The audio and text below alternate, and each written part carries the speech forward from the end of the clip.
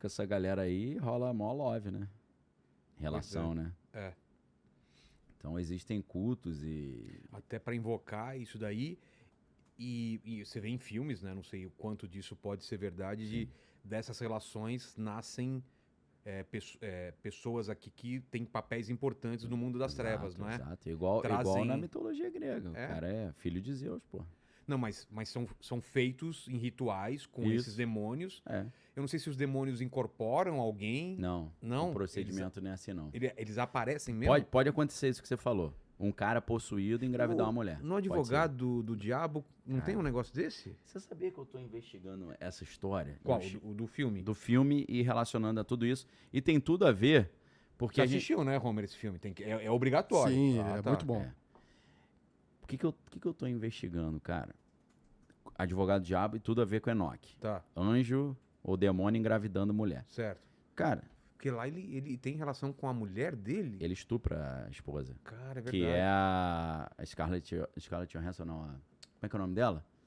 Que fez aí o Mad Max aí, que é a sul-africana lá, grandona, loura. É, Charlize Theron. Charlize Theron. Tá. Só que ela tá com o cabelo cacheado. Verdade. Tá fazendo papel de mulher do interior. E pra ela é meio como um sonho, né? O que acontece. Mas né? ele barbarizou. Isso existe, Vilela. Isso existe. Tem vários relatos. Né? Existe até a noiva nacional de Satanás, que é uma bruxa que é escolhida, e ele arrebenta com ela. Mas qual que é o intuito? É gerar alguma coisa ou não? Não, é só ele passar o cerol lá. Ele se diversão, divertir, é playground. Às vezes rola também, né? Então, assim, existem, como você tinha falado, o cara possuído engravida a mulher, existe. E o neném nasce fora do normal. Porque na hora ali do cara aí já... Passa alguma coisa.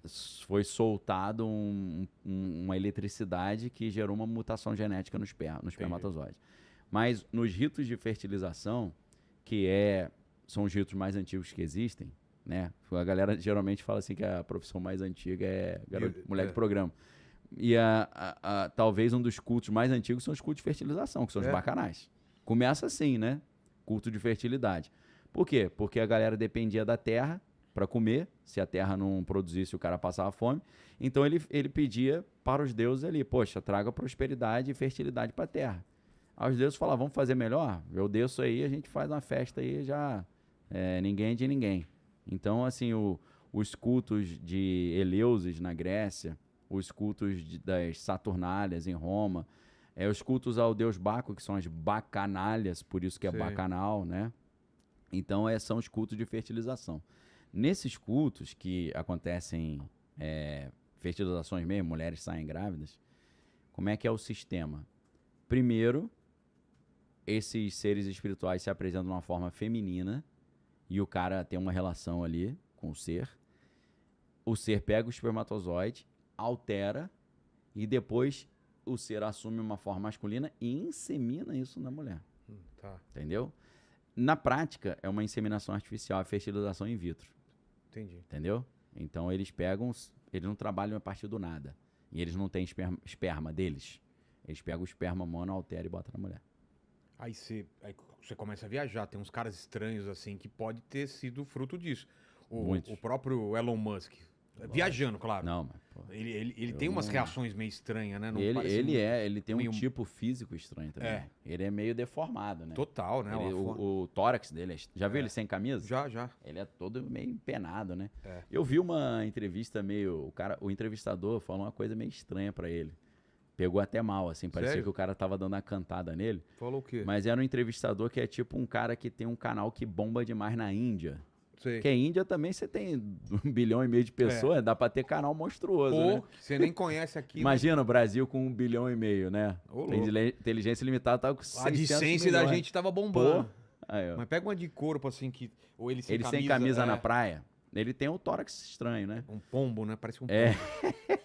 O cara chegou pra ele e falou assim, fiquei surpreso com a sua presença física, porque você não parecia que era tão grande assim, tão forte. Aí ele até zoou, fez assim, né?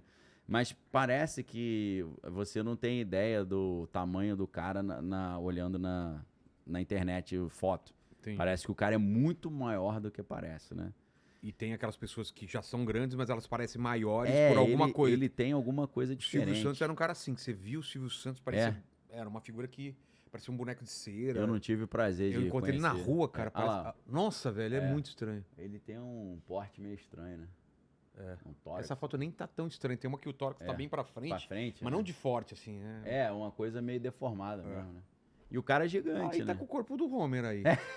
Homer tá até bem, né? Homer sem cara. Eu só fiquei com pena dele, brancão, pegar esse sol aí, que ele não dorme à noite, não. Cara, isso daí vai... Lembra as costas ardendo? Vai tá ardente. Não dorme de jeito nenhum. Camarão da Malásia, né? Que é gigante o camarão, né? Então, cara, por que eu tava falando nisso, Vilela? Até queria ver a tua opinião. No caso do Advogado Diabo, o Keanu Reeves, que é o personagem Kevin Lomax, né? Que é o nome dele. Advogado? Ele é um advogado lá do interior, cara. Bem promissor, né? E aí ele... É contratado por uma... Ele vai pra Nova York. Então ele é um cara que saiu do nada. A mãe dele é uma senhora muito simples da roça. Verdade. A namorada dele também, que é a Charlize Theron, a menina do interior. É todo mundo do interior que foi pra... É tipo Guns N' Roses, né? Welcome to the Jungle, né? Cheguei na selva. Então, o que acontece? Você vai ver que tem um determinado momento no filme, não sei se você se lembra, Vilela, que a mãe do Keanu Reeves encontra com o Al Pacino. Com o Lúcifer. E ela lembra dele, porque foi ele que engravidou ela. Ah, lembro. Aí que você junta as peças. Ela fica toda... Lembro. Aí eu comecei a ver a recorrência dessa história. De mulheres simples, sem recurso, que um cara grandão vai lá e engravida ela e some e deixa o filho crescer lá. Cara, se você... E depois, em algum momento da vida, vai resgatar esse cara pra alguma coisa. Tipo, 18 anos, né? A história do Mastral é isso, cara. Sério? A história do Mastral Eu não sei a história dele. Qual que foi? Ele insinua que o pai dele não era o pai dele, que o personagem lá do livro lá seria o verdadeiro pai dele, que engravidou a mãe dele num período que o pai e a mãe tinham brigado. E sumiu. E aí depois, quando ele tinha 18 anos, os caras vieram atrás dele. Então, cara, eu comecei a ver o quão recorrente é essa história. Você vê isso, por exemplo, a história do Bill Clinton. Bill Clinton é um cara que dizem que ele é adotado. O pai dele não era o pai dele. E o cara vira presidente dos Estados Unidos. E eu comecei a ver, cara, que isso é uma coisa que é comum. Um cara gigante engravida uma mulher do nada, o filho cresce lá sem saber quem é o verdadeiro pai. E daqui a pouco ele cumpre um destino muito especial. Por que você colocou o Bill Clinton aí? Essa foto bonitona aí. Do Elon Musk você pega pior. Do Bill Clinton você pegou a... Ele é da fase da Mônica Lewinsky, né? Esse cara também é meio estranho também, né? Esse cara é muito estranho. Esse cara é misterioso. Todos esses caras têm uma história... A relação dele com a mulher com a Hillary, né? Na verdade, se você pegar o relato de Cathy O'Brien é uma mulher que diz que foi barbarizada pelos dois. Por ele e por? Pela Hillary. Principalmente pela Hillary. Ela falou que a Hillary é radical. Total. Que tipo, eu lembrei os caras falaram que a Hillary é devoradora de menininha. E que ela não brinca em serviço, não. Segundo esses relatos, né? Da Cathy O'Brien, quem quiser que pesquise aí, quem quiser mergulhar nessa toca do coelho aí. Então, Vilela, essa história é muito interessante porque não é um anjo caído engravida a mulher e cria o bebê para ser o rei da parada. Não, ele engravida e some. E aí, quando chega o momento certo, o cara é encaixado no lugar. Me parece que eles deixam o cara ser criado numa família cheia de dificuldade, sem muita estrutura, para o cara ficar uma pessoa traumatizada e carente e dependente de afeto, para quando chegar o destino dele, os caras falaram, tua história é essa. Mas para você cumprir seu destino, você vai ter que fazer essas coisas escabrosas. E como o cara teve... Tem um soldado invernal que tem aquele gatilho e o cara é ativado depois de um tempo. Não, a ideia... Ele não se lembra de nada e a partir do momento que ele é ativado, isso. tem toda um protocolo ali que ativa. Não, a ideia aqui, além disso, porque controle mental é coisa de ocultismo também, a gente sabe, né? Mas a ideia aqui é o seguinte, quando chegar no momento do cara ser iniciado e fazer os sacrifícios, ele vai aceitar fazer, porque ele vai se sentir amado por essa galera, um amor que ele nunca teve. Que é o lance da anima astral, que você falou, essa relação. Você vai ver que você pega o livro dele, O Filho do Fogo, da página 1 até a página 180, ele contando a infância dele só perrengue. Putz. Entendeu? E ele teria sido gerado ali de propósito para lá na frente. Para lá na frente. Isso é a história que é relatada no filme dele, tá, pessoal? No livro, perdão.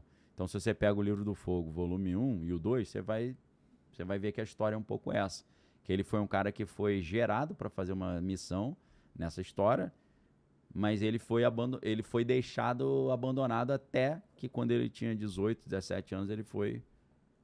É a história do Kevin Lomax, do advogado do diabo, pô. Essa história. O cara engravida a mulher lá no interior dos Estados Unidos, o cara cresce, quando cresce ele chama pra trabalhar com ele em Nova York, lá na frente ele fala, pô, o cara é meu pai, pô. Darth Vader e Luke Skywalker. Exato, aí quando o que eu lembrei disso ontem, cara, a mãe do Keanu Reeves encontrando o Al Pacino e ela fica desesperada, porque ela sabe que foi ele que engravidou ela. Putz. Entendeu? Isso é meio comum, você vê Zeus nas histórias, ele faz isso. Ele pega a Europa, que a galera, aí você fala, Europa que é o continente? Não. O nome do continente Europa vem de uma personagem da mitologia grega, chamada Europa. Então ele pega a Europa, engravida ela e deixa ela na ilha de Creta. E ele vai embora. E aí ele nasce lá o rei Minos, né, de Creta, e vira ali o rei a mãe dele. Uhum. E a mãe dele era o quê? Era crente. Só que quando ela era novinha, o cara engravidou ela. Ele chega super sedutor, num carrão cheio de grana, a mulher tá ali meio carente, e aí ele deixa a sementinha e vai embora. Eu tô vendo como essa história é recorrente.